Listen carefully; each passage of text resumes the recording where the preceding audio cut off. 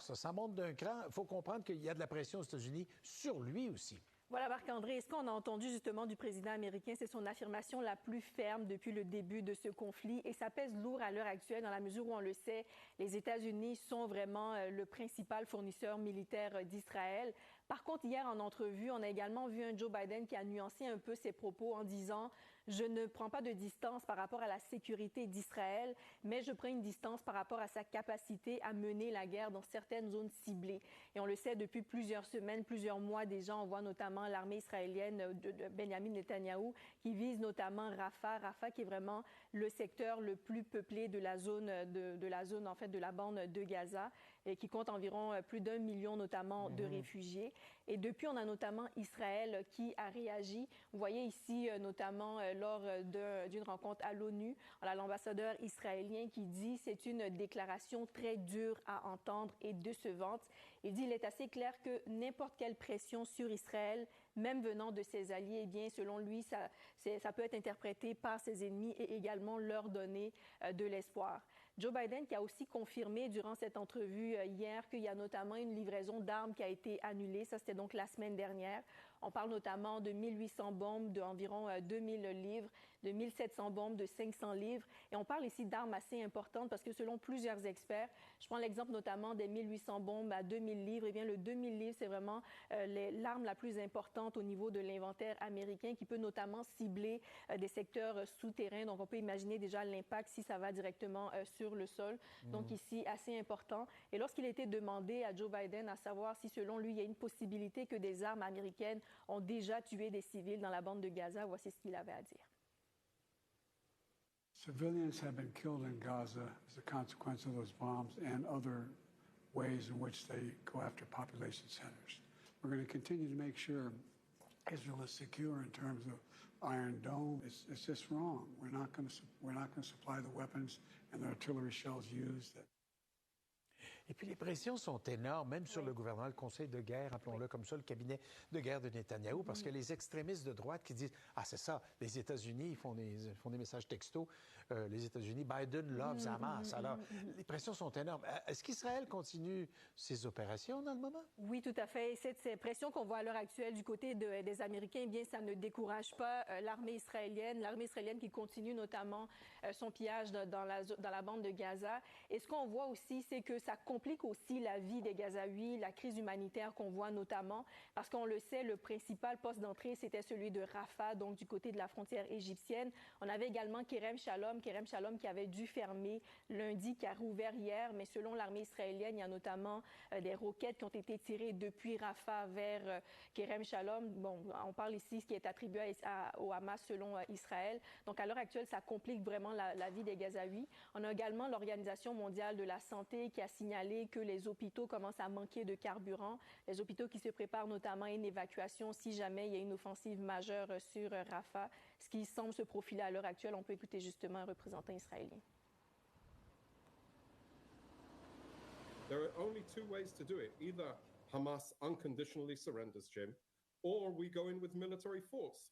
Now, I don't see any way that Hamas is actually going to surrender. So if you're expecting us to surrender our safety and security to Hamas because they're hiding behind their civilians, then that's an unreasonable expectation. Et Marc-André, pendant ce temps, eh bien, les discussions pour une trêve se poursuivent toujours au Caire, donc en Égypte. Reste à voir ce qui va en ressortir. Ah oui, tout à fait. Oui. Très bien, merci. Avec plaisir. Le bruit courait déjà depuis le week-end, qu'on avait retardé une livraison. Et probablement que dans les couloirs diplomatiques, ça se disait aussi. Mais là, maintenant, c'est au vu et au su de tous. Oui, Marc-André, vous savez, c'est une déclaration qui pèse lourd parce qu'on le sait, les États-Unis sont notamment le principal fournisseur d'armes de l'armée israélienne, donc principal allié également.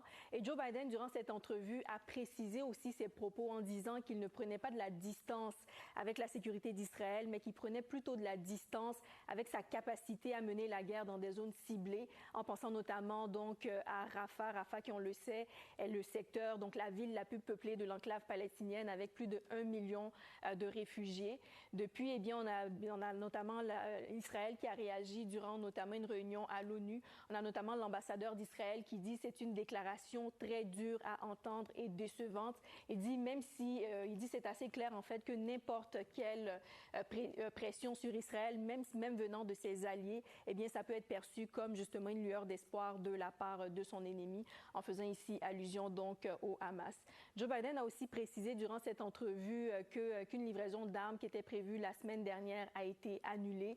On parle notamment de 1800 bombes de 2000 livres, donc c'est environ 900 kilogrammes. On parle également de 1700 bombes de 500 livres, donc environ 200 kilogrammes. Et selon plusieurs experts, on parle ici de munitions assez importantes parce que des munitions à 2000 livres, par exemple, eh bien, ça fait partie justement, c'est l'un des plus importantes munitions, notamment l'une des plus importantes munitions de l'armée américaine, justement, qui peut raser assez rapidement des cibles souterraines profondes. Donc, imaginez l'impact que cela pourrait avoir justement sur le sol. Et justement, lorsque, en entrevue, on a demandé à Joe Biden s'il pensait que des civils avaient été tués à partir de bombes américaines, il a été hésitant dans sa réponse. On peut l'écouter. Civilians have been killed in Gaza as a consequence of those bombs and other ways in which they go after population centers. We're going to continue to make sure Israel is secure in terms of Iron Dome. It's just wrong. We're not going to supply the weapons and the artillery shells used.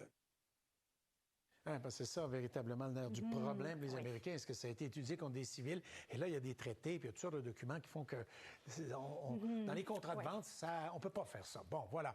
Maintenant, en dépit de ces pressions-là, est-ce que les attaques ou l'offensive continue pour l'Israël? Oui, Marc-André, ça continue. Et d'ailleurs, la bande de Gaza a été bombardée encore jusqu'à ce matin. Du côté de Rafah, dont on parle beaucoup, il y a notamment des panaches de fumée qui ont été aperçus également ce matin.